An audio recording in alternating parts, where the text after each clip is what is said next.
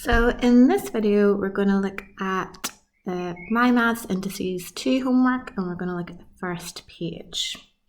So this is working with our negative powers. So the first page is relatively simple as long as you know your rule.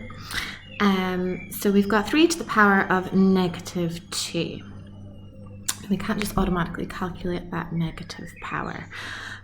So we deal with that by turning this expression into a fraction. So to deal with the negative, we turn it into a fraction. So it's going to be 1 over 3 to the power of 2, and that gets rid of that negative. You could go further than that if they wanted you to evaluate it, and you could do 1 over 3 squared equals 1 over 9, but we don't need to do that. So we just leave it as is, and that's us. Same for this next one. X to the power of negative 5, 1 over x to the power of 5. Y to the power of negative 5, 1 over y to the power of 5. 8 to the power of negative 3, same process here, it's going to be 1 over 8 to the power of 3. Again, that one you could go further and evaluate if they wanted you to, and you could calculate 1 over 8 cubed. Then we've got z to the power of negative 7, and that's going to be 1 over z to the power of 7. Okay. So for the next lot, we're rewriting these expressions without fractions, so going the other direction. So instead of writing them as fractions, we're going to write them with negative powers.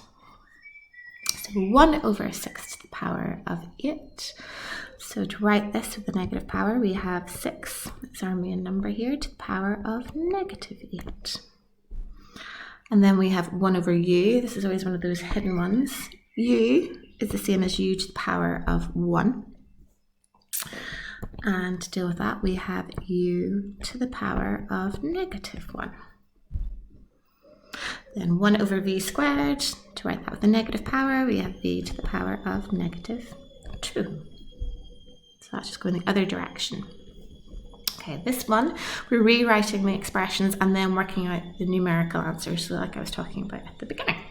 So 3 to the power of negative 4, well first off, that's 1 over 3 to the power of 4. And then we're going to calculate 3 to the power of 4. So 3 to the power of 4 is the same as 3 times by itself. So you can squeeze this in 4 times. And you can do this in stages if you'd like. 3 times by 3 is 9. Times by, I'm going to 3 times by 3 is 9, and 9 times by 9 is 81. So 1 over 3 to the power of 4 equals 1 over 81, 1/81st. Okay, then we have 4 to the power of negative 3. So rewriting that, we have 1 over 4 cubed. And then once again, figuring out 4 cubed, same as 4 times by 4 times by 4. 4 times by 4 is 16. Multiplying that by 4, 4 6 24, 4 1 4, and 2 is 6. So that is 64. So we have 1 over 64. So 4 to the power of negative 3 is 1/64. And that is that first page for you. Now the numbers may well be different, but the process is the exact same.